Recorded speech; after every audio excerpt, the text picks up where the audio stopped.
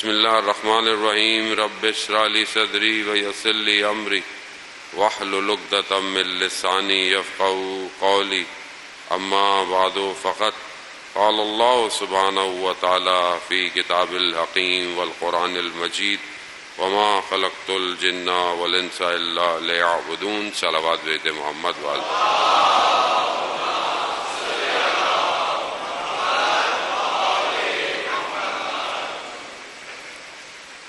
عزیزان محترم، جس طرح ہر جگہ یا ایام میں داخل ہونے کی شرائط ہوتی ہیں، اسی طرح اس مہینے میں بھی داخل ہونے کی شرائط ہے.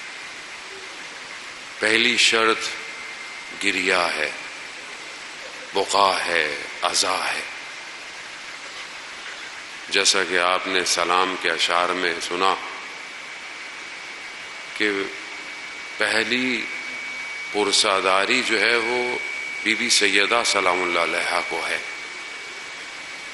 کیونکہ ہم اپنی زندگی میں اتنے زیادہ مگن ہوتے ہیں، ہمیں بعض اوقات یہ احساس نہیں ہوتا کہ کون سے دن آ گئے ہیں.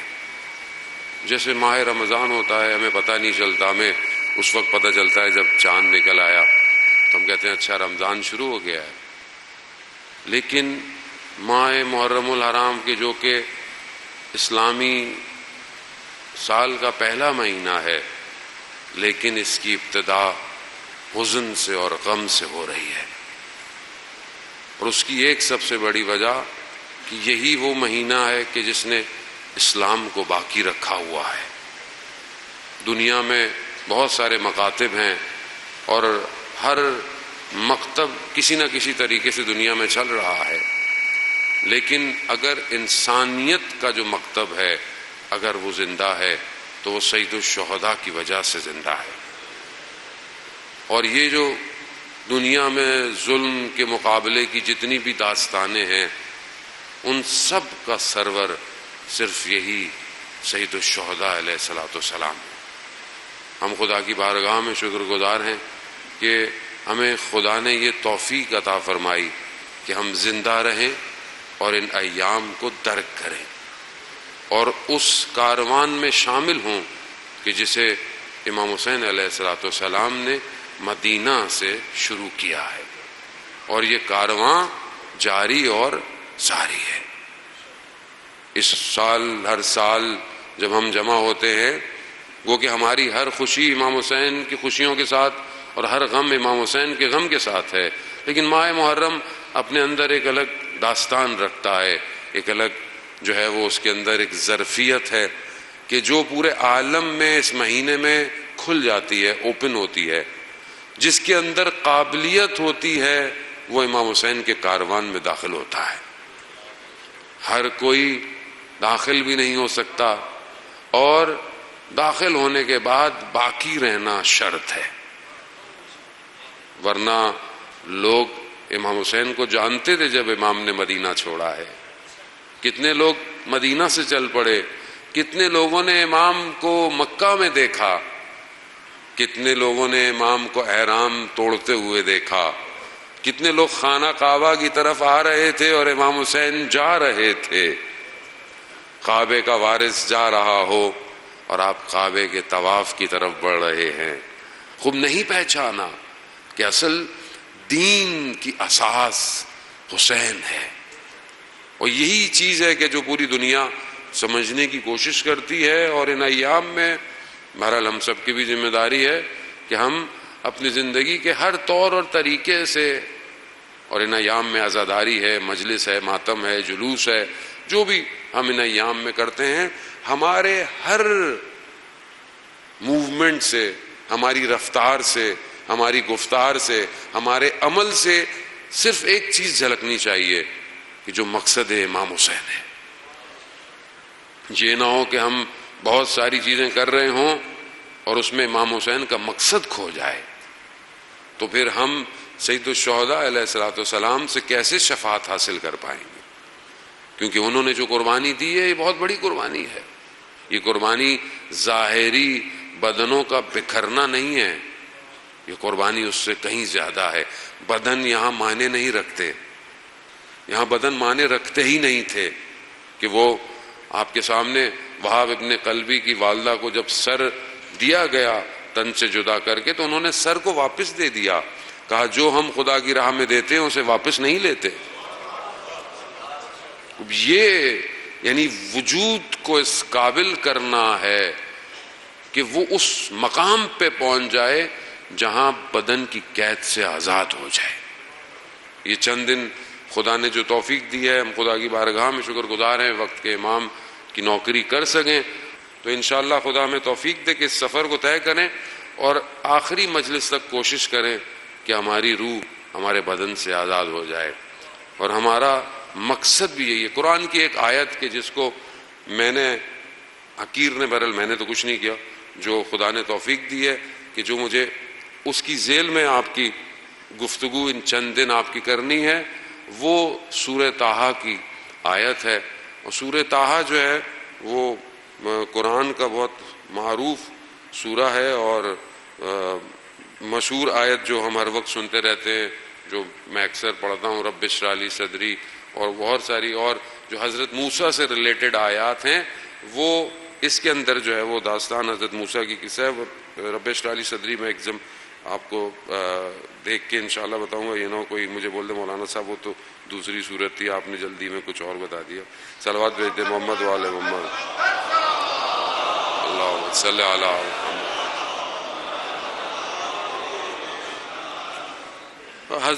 سورہ طٰہٰ کی داستان جو ہے وہ حضرت موسیٰ سے گفتگو ہو رہی ہے، اور حضرت موسیٰ وہ واحد نبی ہیں کہ قرآن نے جن کے بارے میں بہت گفتگو کی ہے، اور یقیناً قرآن کہتا ہے کہ یہ جو ہم نے تمہیں قصے بیان کیے ہیں اس میں عبرت ہے، یعنی اس میں تمہارے لیے لیسن ہے، اور جو چیزیں پچھلی قوموں پہ آ چکی ہیں وہی چیزیں جو ہے وہ آخری قوم پہ بھی ریپیٹ ہوگی۔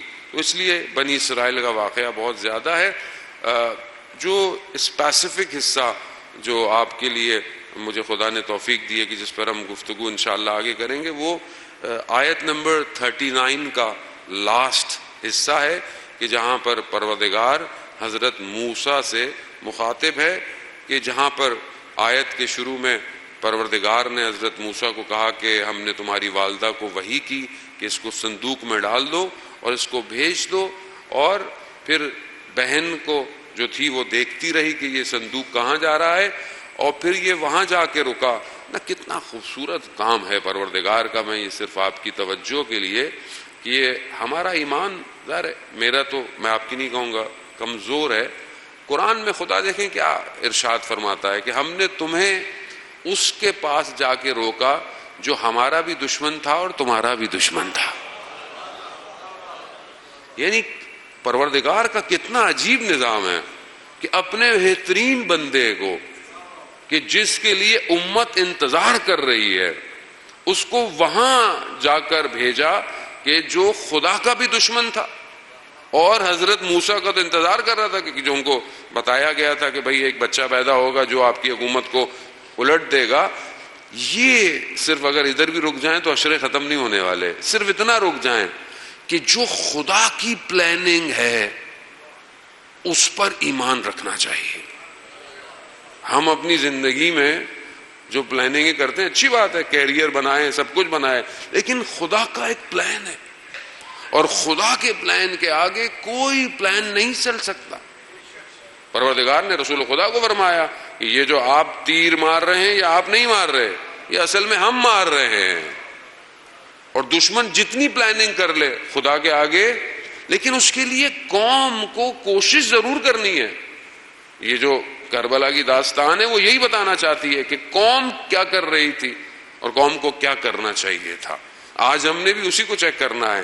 تو یہ ہماری زندگی میں، ہر طرح کی زندگی میں، معاشی یعنی اکنومیکل لائف، اولاد، بیماری، زندگی کی مشکلات، یہ سب پارٹ آف لائف ہے۔ ہم اس کے اندر جتنی جلدی پریشان ہو جاتے ہیں ہمیں اندازہ نہیں ہوتا کہ خدا ہمارا امتحان لے رہا ہے اصل میں، اور خدا ہر چیز سے اپنے بندے کا امتحان لیتا ہے۔ جس کی جتنی کیپیسٹی ہے خدا اس سے اتنا ہی امتحان لیتا ہے۔ آخری حصہ ہے، پروردگار کہتا ہے کہ وَأَلْقَيْتُ عَلَيْكَ مَحَبَّةً مِّنِّي وَلِتُصْنَعَ عَلَىٰ عَيْنِي۔ بہت خوبصورت انداز سے پروردگار کے الفاظ تو ویسی خوبصورت ہیں، لفظوں کا خالق وہی ہے، الفاظ کا خالق وہی ہے، زبانوں کا خالق وہی ہے، صداؤں کا خالق وہی ہے، لہجوں کا خالق وہی ہے، یعنی ہر چیز اسی کی خلقت ہے۔ یہ جو ہمیں باتیں اچھی لگتی ہیں ان کو اچھا بنانے والا وہی ہے، یہ جو دل میں اترتی ہے دلوں میں اتارنے والا وہی ہے۔ ہمارے اندر کوئی طاقت نہیں ہے کہ آپ کہیں جی مولانا صاحب آپ کی بات دل میں اتر گئی، کسی کی زبان میں اتنی طاقت نہیں جب تک وہ تاثیر نہ ڈالے۔ اور کیسی تاثیر اس کے اپنے کلام میں ہے کہ صدر اسلام میں کہ جب لوگوں نے اس محبوب سے کہ جو آخری نبی ہے کلام الہی کو سنا تو فوراً ایمان لے آئے۔ کاش کہ ہم بھی کلام الہی کو اتنے ہی شوق سے سنتے جس طرح اسے بیان کیا گیا ہے۔ آپ کے سامنے صدر اسلام کے اندر کتنا جو لوگ مکہ باہر سے آتے تھے ان کو کہا جاتا تھا کہ ان کے قریب مت جانا، کیوں؟ ان کی باتوں میں نعوذ باللہ سحر ہے، یہ بات کرتے ہیں لوگ گرویدہ ہو جاتے ہیں۔ اور وہ مشہور کہ دو شخص جو ہے وہ اوس و خزرج کی آپ جانتے ہیں مدینہ میں لڑائی تھی، اور وہاں سے پھر دو شخص آئے مکہ والوں کے پاس اور کہا کہ ہماری مشکلات ہیں ہماری مدد کریں۔ تو وہاں پر مکہ والوں نے بولا کہ ہم آپ کی کیا مدد کریں، ہم تو خود مشکل میں پھنسے ہوئے ہیں۔ کہا کیوں؟ کہا ہمارے درمیان میں ایک شخص جو ہے وہ کہتا ہے کہ میں اللہ کا نبی ہوں، میری اطاعت کرو، اللہ ایک ہے۔ تو اب یہ دونوں بہرحال مایوس ہو گئے، تو مگر ان کو کہا کہ دیکھو خانہ کعبہ کے قریب مت جانا، اور اگر جانا تو کانوں میں کچھ لگا کے جانا، کیونکہ وہ شخص کچھ تلاوت کرتا ہے یا پڑھتا ہے تو اس سے آدمی انہی کی طرف ہو جاتا ہے۔ اب ان دونوں نے اپنے بہرحال اس زمانے میں کچھ بھی تھا اپنے آپ کو کور کیا۔ انہوں نے دیکھا کہ رسول خدا صلی اللہ علیہ وآلہ وسلم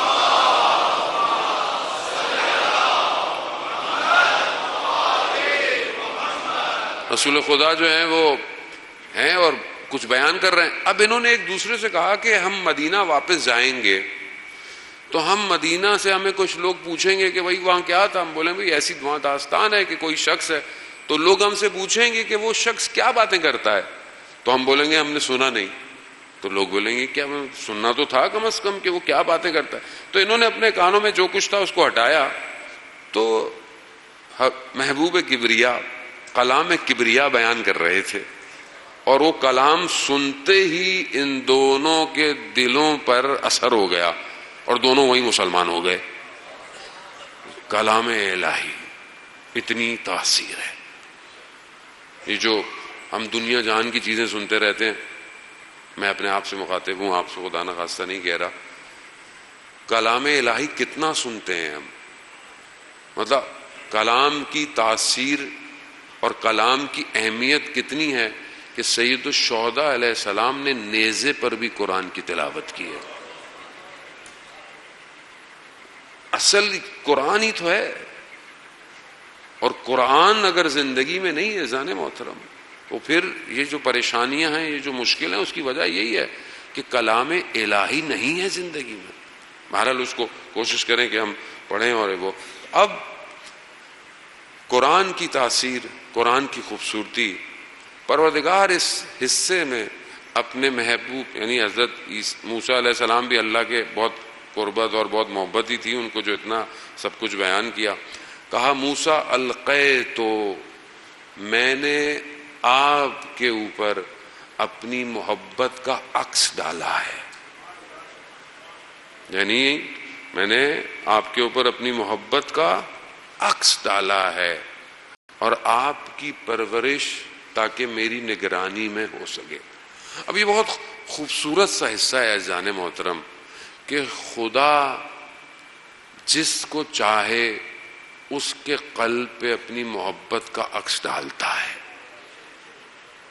اب یہ جو قلب میرا ہے، کیا یہ اس قابل ہے کہ اس پر وہ محبت آ سکے، ریفلیکشن ہو سکے؟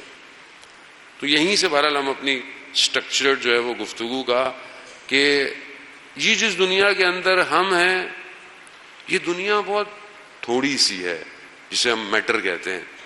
اس کی مثال بالکل ایسی ہے احادیث کی روشنی میں کہ جیسے آپ ڈیزرٹ میں ہوں، بہت بڑے صحرا میں ہوں، اور آپ اپنی رنگ کو اس میں پھینک دیں، رنگ کو اس میں پھینک دیں. رنگ کتنی چھوٹی سی ہے اور صحرا کتنا بڑا ہوتا ہے. یہ جو عالم ہمیں نظر آتا ہے، یہ جو ہم دیکھتے ہیں، یہ جو جس کے لیے ہم اتنے پریشان رہتے ہیں، اور جس کے لیے جو ہے وہ ٹیلیسکوپ دنیا کے پتہ نہیں کہاں کہاں تک ہمیں کیا کیا لائٹ ایئرز دکھا رہے ہیں، جس کو ہم کہتے ہیں کہ یہ ختم نہیں ہو رہی.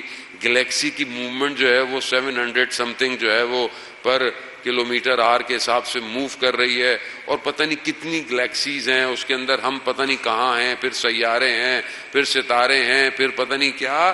یہ سب اس حقیقی عالم کے آگے ایک رنگ ہے. اصل کچھ اور ہے، حقیقت کچھ اور ہے. اور جسے وہ حقیقت مل جائے وہ اس تھوڑی دیر کے لیے پریشان نہیں ہوتا. اگر ہم چاہتے ہیں سفینۃ النجات کی کشتی میں داخل ہونا تو عزیزان محترم اس عالم کو درک کرنا پڑے گا. کب تک ہم اس مادے کے ساتھ رہیں گے؟ اور وہ عالم ہی کے لیے پروردگار نے 1,24,000 انبیاؤں کو بھیجا. اللہ کے نبی اس لیے تھوڑی آئے تھے کھانا کیسے کھانا ہے، آپ نے رہنا کیسے ہو، یہ تو آپ کر ہی رہے تھے، کرتے رہتے. اصل جو رابطہ کریٹ کرنا تھا انبیاؤں کا وہ اس عالم کے ساتھ تھا کہ انسان متوجہ ہو کہ جہاں قرآن بار بار کہہ رہا ہے ہم فیہا خالدون، تم وہاں ہمیشہ رہو گے. یہی چیز سید الشہداء کے اصحاب کے اندر پینیٹریٹ کر گئی تھی، تبھی انہیں بدن کو چھوڑتے ہوئے تکلیف نہیں ہوئی. یہی سفر ہے عزیزان محترم، اس کو طے کرنا ہے. کیوں مولا کائنات حضرت علی ابن ابی طالب علیہ الصلوۃ والسلام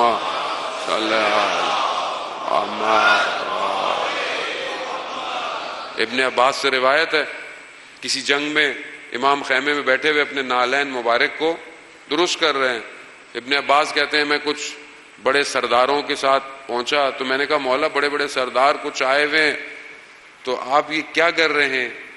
امام نے اپنے نالین کو جو ہے اس کی طرف، اور اس کا الٹی ہو گئی. امام نے کہا کہ یہ جس دنیا کی حکومت کی تم بات کرتے ہو وہ میرے لیے اس سے بھی کئی زیادہ کم ہے. تو ہم سمجھے نہیں ہیں، یعنی ہم اپنے ائمہ کو بھی نہیں سمجھے، تبھی تو ہم بہت دنیاوی کمپیر شروع کر دیتے ہیں امام کا اس کے امام کے ساتھ. امام کا کمپیریزن ہی نہیں ہے کسی کے ساتھ. اصل میں امام جب آتا ہے تب وہ عالم کھلتا ہے، اور وہی امام ہی اس عالم میں آپ کو لے کے جا سکتا ہے. پروردگار قرآن میں سورہ یاسین میں ارشاد فرماتا ہے ہم نے ہر چیز کو کس میں رکھا ہے؟ امام میں.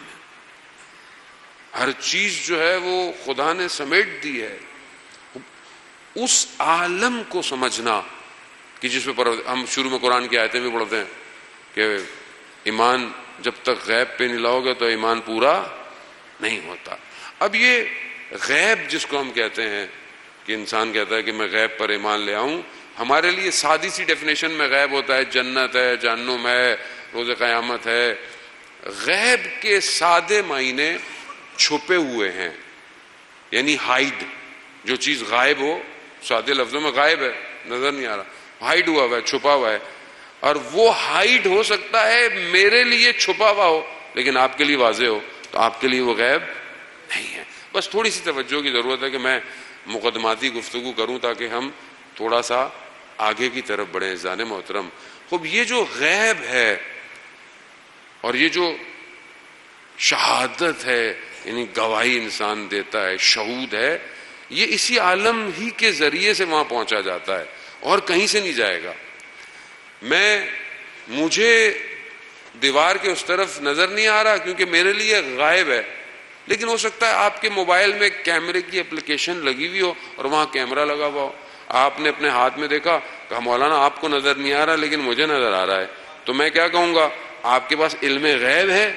کہا نہیں مولانا یہ غیب آپ کے لیے ہے، میرے لیے نہیں ہے۔ عالم ایسا ہی ہے، جس کا مرتبہ جتنا بڑھ جاتا ہے عالم اتنا اس کے لیے کھلتا جاتا ہے، پھر یہ اس کے لیے غائب نہیں رہتا۔ امام جعفر صادق علیہ الصلوۃ والسلام، اللہم صلی علی محمد۔ امام سے پوچھا مولا ہم آپ سے جو بھی پوچھتے ہیں آپ فوراً بتا دیتے ہیں، آپ کو کیسے پتہ چل جاتا ہے؟ مطلب ہم کہیں بھی کوئی بھی چیز پوچھتے ہیں، آگے تمہارے سامنے ایک برتن رکھا ہو، ظرف جس میں کھانا ہو، تو کہاں سے کھاؤ گے؟ کہا مولا جہاں سے بھی دل چاہے گا، کیونکہ سامنے رکھا ہوا ہے۔ کہا کائنات ہمارے آگے اسی طرح کھلی ہوئی کتاب ہے۔ اللہم صلی علی محمد وآل محمد۔ خوب یہ اپنے آپ کو انسان رشد، انبیاء آئے اس لیے تھے انسان کو رشد دیں۔ یہ دنیا آج تک سمجھ نہیں پائی ہے۔ دنیا سمجھتی ہے مثلا ماڈرن غاروں میں تھے، پتھروں میں تھے، مولانا صاحب اس وقت نبی کی شاید ضرورت تھی، اب تو اسکائی اسکریپرز میں رہتے ہیں، اب نبی کی ضرورت نہیں۔ اصل میں مادہ تو کوئی حیثیت ہی نہیں رکھتا نا، مادہ کچھ بھی نہیں ہے۔ یہ جتنا بھی آپ مادے کا شور کر لیں یہ بالکل ایسی، مثال کے طور پر میں بچے جوان بیٹھے ہوئے ہیں ان کے لیے مثال دے رہا ہوں۔ مثال کے طور پر آپ گیم کھیلتے ہیں، ویڈیو گیم آج کل بڑی بڑی، تو اب تو دنیا میں اس کے کمپٹیشن بھی ہوتے ہیں، ٹھیک ہے۔ اب آپ وہ گیم کھیل رہے ہیں، گیم 2D ہوتا ہے اگر آپ سامنے گیم کھیل رہے ہیں، کسی بڑی اسکرین پہ گیم کھیل رہے ہیں، کسی چیز پہ گیم کھیل رہے ہیں۔ اگر آپ نے 3D گلاسز لگا لیے، 3D گلاسز ہوتے ہیں نا جس سے آپ کو پتہ چلتا ہے کہ آپ اندر ہیں بالکل، تو اس میں جو بچہ گیم کھیل رہا ہوتا ہے اس کو ایسا لگتا ہے کہ وہ اندر خود ہے اور وہ کھیلے جا رہا ہے کھیلے جا رہا ہے۔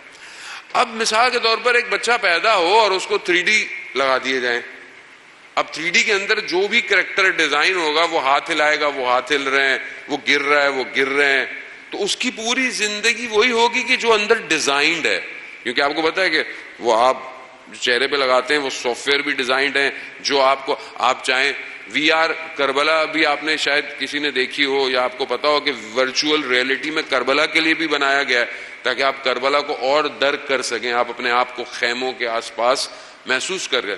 اگر ایک بچے کو بچپن سے یہ لگا دیا جائے 3D اور وہ اسی کے اندر رہے، اور جب وہ جوان ہو اور اس سے وہ 3D ہٹا دیں اور وہ ایک دم پریشان ہو جائے گا یہ کیا ہے، تو جب وہ ہاتھ اٹھائے گا تو اس کا ہاتھ اٹھ رہا ہے، وہ کہے گا یہ تو کوئی اور پرسنالٹی ہے، سامنے دیکھے گا تو کچھ اور ہے، تو وہ پریشان ہو جائے گا۔ ہماری مثال اس عالم کے ساتھ ایسی ہے، ہم جو دنیا میں پیدا ہوئے ہیں ہمیں یہ نظر آ رہا ہے، یہ رشتے، یہ احساس، یہ محسوسات، جبکہ یہ بالکل اتنی ہی ریئلٹی جتنی گیم کے اندر ہے۔ یہ جیسے ہی ہٹے گا یہ کیا تھا پروردگار، یوم حسرت ہے قیامت، حسرت کھائیں گے، کاش یہ کیا ہوتا، کاش وہ کیا ہوتا، میں کس کے پیچھے بھاگ رہا تھا، میں کس کو اپنا مقصد سمجھ رہا تھا۔ خوب، اور بہت سارے لوگ دنیا میں ایسے ہیں جن کے یہ وی آر ہٹ چکے ہیں۔ آیت اللہ مجتہدی تہرانی کے شاگرد بیان کرتے ہیں کہ کسی نے کھانے پہ بلایا اور دسترخوان بڑا رنگین یعنی بہترین کھانے کی چیزیں رکھی ہوئی، تو ہم نے دیکھا کہ آیت اللہ تھوڑا رک گئے، تو ہم نے محسوس کیا کہ شاید یہ کھانا ان کے مزاج کا نہیں ہے، اس نے بہت کھانے کی چیزیں رکھی، اور ایک دفعہ ان کو اصرار کیا تو انہوں نے کہا نہیں مجھے بھوک نہیں ہے، تو ہم سمجھ گئے کہ ان کو ریکویسٹ کرنے کا فائدہ نہیں۔ دوسرا دن گزر گیا تو ہم نے کہا ہم جا کے پوچھیں تو صحیح کہ آپ نے کھانا کیوں نہیں کھایا، تو جب ہم نے جا کے پوچھا کہ آقا آپ نے کل دوپہر کا کھانا نہیں کھایا، کہا میں کھانا کیسے کھاتا، کہا کیوں، کہا دسترخوان پہ صرف خون تھا، خون تھا۔ کہا وہ جس مال سے کھانا بنا ہوا تھا وہ جائز نہیں تھا. کیسے پتہ چل گیا؟ ہٹ گیا. جو رات کو تنہائی میں سجدے کرتا ہے خدا اس کے اوپر سے مادے کی اس آنکھ کو تبدیل کر دیتا ہے. ہٹا دیا، ہٹ گیا. پھر وہ کہتے ہیں ہم نے چیک کیا تو اس نے جس شخص سے پیسے ادھار لے کر وہ دعوت کی تھی وہ سود کا کام کرتا تھا. ہمیں نظر نہیں آ رہا، ہم پتہ نہیں کیا کیا کھا رہے ہیں پی رہے ہیں، پھر کہتے ہیں معاشرے میں بے حیائی آ گئی ہے، برائی آ گئی ہے، اولاد نافرمان ہو گئی ہے. لقمہ یہ ایک مثال ہے اس ریئلٹی کی کہ جو آپ دیکھ سکتے ہیں. آپ دیکھ سکتے ہیں، کوئی بہت بڑی میتھس نہیں ہے کہ آپ کو کیلکولس کی ایکویشن کو سالو کرنا پڑے گا، نہیں، نہ سورس کوڈنگ ہے. یہ صرف اپنے آپ کو اپنے رب کے قریب کرنا ہے. جو جہاں قربت پاتا رہتا ہے وہ اس کے لیے اس عالم کو آسان کرتا رہتا ہے. خوب غیب کے مراحل ہیں. دو طرح کے غیب ہیں اجزان محترم. ایک غیب تو وہ ہے کہ جو میں نہیں دیکھ سکتا مگر ہے. مثال کے طور پر بہت ساری چیزیں میں نہیں دیکھ سکتا لیکن میرے کیپیسٹی میں نہیں ہے. مثال کے طور پر کم ایج میں بچے کو بہت ساری چیزوں کا علم نہیں ہے مگر آپ کو علم ہے، لیکن اس کا تعلق مادے سے ہے. مثال کے طور پر بہت ساری وائسز ہیں، آوازیں ہیں. آپ کو پتا ہے کہ ایک خاص فریکوینسی ہے جس سے وائس اسٹارٹ ہوتی ہے اور ایک خاص فریکوینسی ہے 20 کلو ہرٹز تک انسان جو ہے وہ، یا 2000 تک ہرٹز تک آواز کی ایک فریکوینسی. اس کے اندر آواز ہوگی آپ کو سنائی دے گی. لیکن کیا اس کے علاوہ مادے میں آواز نہیں ہے؟ نہیں، آواز ہے. دنیا میں ہی آواز ہے. وہ میں نہیں سن سکتا، بہت سارے جانور سن سکتے ہیں. آپ اندھیرے میں نہیں دیکھ سکتے، بہت سارے جانور دیکھ سکتے ہیں آپ کی موومنٹ سے. بہت سارے حشرات، کیڑے ایسے ہیں کہ جن کی آنکھیں نہیں ہیں، وہ آپ کے ہاتھ کی موومنٹ کی فریکوینسی سے ان کو پتہ چلتا ہے کہ ہاتھ آ رہا ہے. میں ابھی اس سال افریقہ میں تھا تو میں وہ جو دنیا کا 8واں عجوبہ ہے کریٹر، وہاں گیا جہاں سارے بڑے جانور ہیں. تو پہلی دفعہ میرے لیے کشف ہوا، یعنی مجھے پتہ چلا کہ جو شیر ہے، لائن ہے، یہ ہماری طرح نہیں دیکھتا. یہ اس کو کلرز نظر آتے ہیں، اس کو امیجز نظر آتے ہیں جو فریکوینسی جو ہے وہ بدن سے نکلتی ہے، اور اس کو امیج کا سائز نظر آتا ہے. تو جو ساتھ ہمارے گائیڈ تھا اس نے بتایا کہ یہ جو جانور بھاگ رہے ہیں اگر یہ غلے میں ہوتے ہیں، یعنی ایک جمع ہو کے ہوتے ہیں، تو شیر حملہ نہیں کرتا ان کے اوپر. کہا کیوں؟ کہا اس کو یہ ایک بڑا جانور نظر آتا ہے. جیسے ہی کوئی الگ ہوتا ہے تو یہ اس کے اوپر حملہ کرتا ہے کیونکہ اس کو یہ ایک نظر آتا ہے. میں بھی پریشان تھا، گاڑیوں کے آس پاس گھوم رہے ہیں، ہم اوپر ہیں، ہمیں کچھ نہیں کہہ رہے کیونکہ اس کو وہ گاڑی ایک امیج نظر آ رہا ہے. تو ہر کسی کو دیکھنے کی، سننے کی، میں اور آپ نہیں سن سکتے. قرآن کے اندر سورہ نمل میں واقعہ ہے کہ جب حضرت سلمان نبی کا لشکر آ رہا تھا تو چونٹی نے کیا کہا باقی چونٹیوں سے؟ اس کو کیسے نظر آ گیا؟ کہا کہ اندر جاؤ، یہ لشکر جو ہے وہ رون دے گا. رون دے گا. چونٹی کو کیسے پتہ چلا؟ اسی طرح بہت سارے جانور ہوتے ہیں، ان کے احساسات ہیں کہ خدا نے بہرحال ان کو دی ہوئی ہے، مجھے آپ کو نہیں دی. جنہوں نے گھر میں پیٹ پالے ہوئے ان کو اندازہ ہو جاتا ہے کہ بعض پیٹ جانور جو ہیں وہ بہت ساری چیزوں کو محسوس، ریسرچ ہوئی ہے، ٹائم نہیں ہے میرے پاس کہ میں ابھی آپ کو بہت ساری اس کے بارے میں ریسرچ بتاتا. لیکن رسول خدا صلی اللہ علیہ وآلہ وسلم صلی علی محمد، رسول خدا فرماتے ہیں کہ کیونکہ آپ کو پتا ہے کہ کوئی بھی نبی ایسا نہیں ہے جس نے چوپانی نہ کی ہو، چرواہا نہ بنا ہو. رسول خدا صلی اللہ علیہ وسلم کہتے ہیں کہ جب میں اونٹ اور جانوروں کو، بھیڑوں کو لے کے جاتا تھا تو ایک چیز جو تھی وہ میرے لیے وہ تھی کہ اونٹ بیٹھا ہوا ہے اور بہت سکون سے، اچانک سے وہ گھبراتا تھا اور ہلتا تھا اور موومنٹ شروع ہو جاتی تھی. تو میں نے آپ کو بتایا کہ حضرت جبرائیل علیہ الصلوۃ والسلام رسول خدا کے ساتھ ساتھ ہیں. تو کہا میں نے جبرائیل سے پوچھا کہ یہ کیا ماجرا ہے، تو ظاہر ہے اس وقت پیغمبر اکرم صلی اللہ علیہ وسلم نے جو باتیں کی ہیں ہمارے تعلیم کے لیے، اللہ کے نبی کے پاس علم یقیناً سب سے زیادہ ہی ہے، ہماری تعلیم کے لیے یہ باتیں بیان کی گئی ہیں۔ تو کہتے ہیں حضرت جبرائیل نے بتایا کہ جب کوئی کافر مرتا ہے تو اس کو اتنی سختی سے مارا جاتا ہے کہ اس کی آواز پورے عالم میں گونجتی ہے، اور وہ ایسی ہوتی ہے کہ جو ان جانوروں کو نظر آتی ہے، جس کی وجہ سے یہ جانور تڑپنا شروع ہو جاتے ہیں۔ یا مثال کے طور پر کہیں زلزلہ آ رہا ہے تو بہت سارے جانور پہلے ہی اس جگہ سے چلے جاتے ہیں۔ کیوں؟ کیونکہ زلزلے کی ایک ساؤنڈ ہے جو ان کے پاس پہلے، یا بارش ہونے والی ہے، بہت سارے جانور بارش میں، کیوں آپ کو مجھے پتا نہیں چلتا۔ اس کا مطلب ہے کہ کچھ چیزیں، میں بس غیب کی ڈیفینیشن ہے، آپ میرے سٹرکچر میں میرے ساتھ رہیں، غیب کی میں آپ کو ٹائپس بتا رہا تھا کہ ایک ٹائپ ایسی ہے کہ جو اس عالم میں ہے، ہماری دسترس نہیں ہے اس پہ، ہم اس تک نہیں پہنچ پا رہے ہیں۔ مطلب سامنے کیا رکھا ہوا ہے، اس کے اندر کیا مولیکیول ہے، کیا تجزیہ، میں نہیں پہنچ پا رہا، لیکن شاید دوسری چیز ہو سکتا ہے ٹیسٹ کر کے آپ کو پتہ چل جائے۔ ایک تو یہ ہے۔ دوسرا غیب وہ ہے جس کا تعلق اس عالم سے نہیں ہے، حقیقی عالم سے، اس تک پہنچنا۔ کمال وہی ہے کہ جو اس عالم تک پہنچ جاتا ہے، اور یہی چیز ہے عزیزان محترم کہ جس کے لیے اللہ نے انسان کو عقل دی ہے۔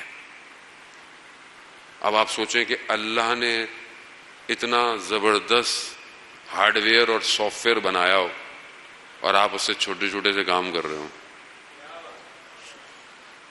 کالا امیر المومنین علی ابن ابی طالب علیہ الصلوۃ والسلام، اللہم صلی علی محمد۔ کتنا خوبصورت کلام ہے کلام امیر۔ کاش کہ جتنا ہم امام علی کو مانتے ہیں اتنا امام علی کی بھی سنتے۔ عزیزان محترم، امام فرماتے ہیں کہ تمہارے نفس کی کم سے کم قیمت جنت ہے، کم سے کم۔ اتنا سستا مت بیچو، ایک تصویر کی خاطر، ایک لذت کی خاطر۔ یہ لذتیں کچھ نہیں ہیں۔ اصل جب آپ اس عالم سے کنیکٹ ہو جائیں آپ کو یہ لذت لگے گی۔ مثال کے طور پر آپ نے کہیں بہترین آئس کریم کھائی ہو، اور زبردست کوئی جگہ ہو، اور آپ کو بولیں یار یہاں سے کھا لیں، بورڈ بیسن سے آئس کریم کھا لوں، آپ بولیں یہ کیا، میں تو جہاں بنتی ہے پتہ نہیں دنیا میں پانی بھی چشمے کا، پتہ نہیں مٹیریل بھی اوریجنل ہے، یہ تو کچھ بھی نہیں ہے۔ تو جس سے مناجات خدا کی لذت ہو، جو رات کو اس کی بارگاہ میں گڑ گڑاتا ہو، اسے دنیا کی لذتیں کچھ نہیں دے سکتی، کچھ نہیں دے سکتی۔ نوف ابن بخالی یہی تو کہتا ہے کہ میں نے رات دیر ہو گئی تو مولا امیر نے کہا کہ یہیں رک جاؤ، تو میں نے دیکھا مولا کو کہ دیوار کے سہارے سے اٹھ کر خدا کی بارگاہ میں قرآن کی آیات کی تلاوت کر رہے ہیں۔ کہا میں نے خود جیسے کوئی ایک عاشق اپنے محبوب کی بارگاہ میں جا رہا ہوتا ہے، مجھے کیوں نہیں احساس ہوتا؟ میں بعض اوقات اپنے بچوں کو بولتا ہوں اٹھو بیٹا نماز پڑھو، نماز پڑھو، خود کیوں نہیں اٹھ رہے؟ عشق نہیں ہے نا۔ اگر جہاں عشق ہو وہاں انتظار نہیں کرتا محبوب کا کہ یہ دروازہ کھولے گا یا کھولے گا، وہاں پہلے سے بیٹھ جاتا ہے۔ عشق چاہیے۔ شہید و شہداء کا راستہ عشق کا راستہ ہے۔ اگر عشق ہے تو آپ انتظار نہیں کرتے کہ امام حسین کا نام لیا جائے یا نہ لیا جائے، بس غم کی داستاں بہت ہے۔ محرم کا چاند آ گیا، بس حزن میں ہو جاؤ، لباس سیاہ کر لو، چہرے سے مسکراہٹیں چھوڑ دو، امام رضا علیہ الصلوۃ والسلام جیسے اللہم صلی علی محمد وآل محمد. امام رضا محرم کا چاند آتے ہی سیاہ جو ہے وہ شال ان کی گردن میں آ جاتی تھی اور یہی کہتے تھے یبن الشبیب. کون سا مہینہ ہے یہ؟ اصل خود محسوس کر رہے ہیں اپنے وجود سے حسین کو.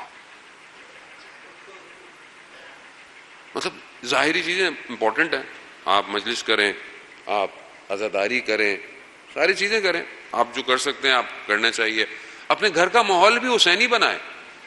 اپنے گھر کے اندر جیسے الحمدللہ ہمارے ہاں ہوتا ہے، لوگ اپنے عزاخانوں کو بہتر کرتے ہیں، سیاہ چادریں ڈال دیتے. یہ بہت امپورٹنٹ ہے خاص طور پہ نئی جنریشن کے لیے.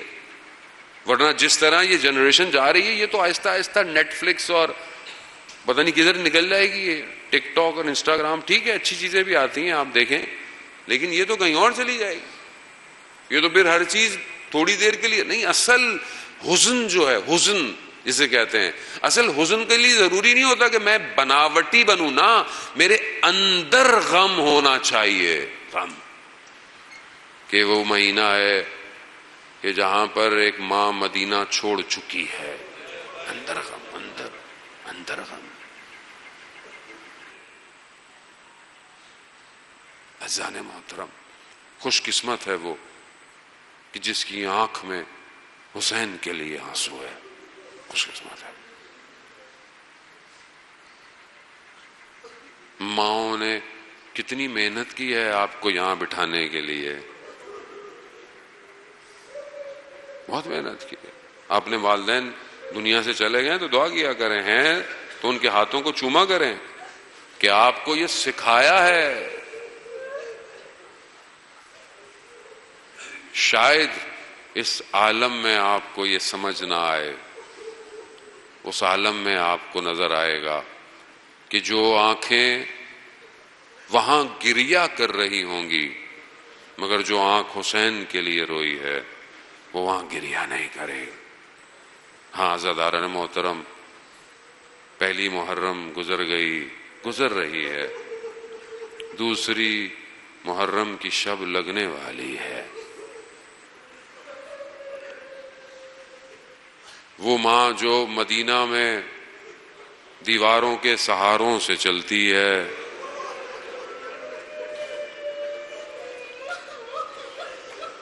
نہ جانے کس طرح وہ شہر شہر، گلیاں گلیاں، گھر گھر،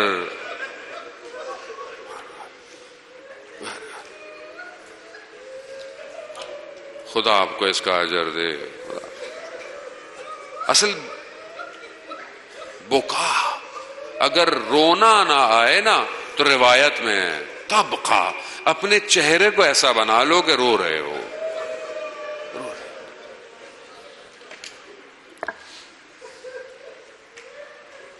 آئیے اس شہید سے توسل کریں جو راہ کربلا کا پہلا شہید ہے. جب کربلا شروع ہو تو ہمارے بزرگ یہی کہتے ہیں اس کا ذکر کرو جو کوفہ میں اکیلا رہ گیا.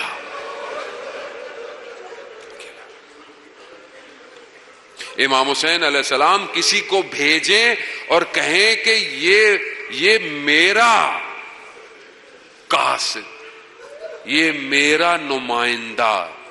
آپ سوچیں وہ کیسی شخصیت ہوگی جسے امام حسین اپنا نمائندہ بنا کے بھیج رہے ہوں. جب کوئی دنیا میں بھی کسی کو ریپرزنٹیٹو بناتا ہے تو اپنے کیلیبر سے بناتا ہے نا. امام حسین کہ جو قیامت تک کی بشریت کے لیے ہدایت کا چراغ ہیں، اپنا نمائندہ مسلم نے عقیل کو بنا کے بھیج رہے ہیں. مسلم کوفہ والوں نے خط لکھے ہیں، جاؤ، وہ تیار ہیں تاکہ ہم بھی آئیں. اس لیے بھیجا تھا نا امام نے. اتنے 12,000 یا 18,000 لیٹر تھے کوفہ والوں کے، آپ آئیں ہم آپ کی نصرت کریں گے. تو امام نے کہا پہلے میں نمائندے کو بھیجتا ہوں. اس کے ساتھ کیسا رکھیں گے میرے ساتھ بھی ویسے ہی کریں گے. عزیزان محترم، ہزاروں کی تعداد میں لوگوں نے مسلم کے ہاتھ پہ بیعت کی، ہزاروں کی تعداد. ظہر کی نماز ہزاروں کی تعداد. کمال، یہ جو رابطہ ہے نا عالم غیب سے، کمال. جب ہزاروں بیعت کر رہے تھے تو مسلم میں فرق نہیں آیا. جب ہزاروں نماز پڑھ رہے تھے تو مسلم میں فرق، اور جب مغرب کی نماز پڑھ کے نکلے نا تو کوئی نہیں تھا. مسلم کے ارادوں میں فرق نہیں آیا. یہ ہے، اسے ڈھونڈے. اسے اکیلا کوفہ کی گلیاں ہیں اور مسلم ہے، پہرے لگ چکے ہیں، تلاش جاری ہے. غربت کی حالت میں دیوار سے ٹیک لگائے مسلم کھڑے ہیں. خاتون باہر آئی، اس نے دیکھا، اس نے بولا کون ہو؟ کہا مسافر ہوں. مسافر ہو؟ کہا تمہیں پتہ نہیں ہے کوفہ کے حالات؟ کہا ہاں، میرا کوئی یہاں ہے نہیں. گفتگو کی، پانی مانگا. کہا کہاں سے ہو؟ کہا مدینہ سے ہوں. ہم مدینہ میں کہاں سے؟ اللہ اکبر. جس کے قلب میں عشق اہل بیت ہوتا ہے وہ دور سے بھی نام سن لے تڑپنا شروع. تو مدینہ میں کہاں سے؟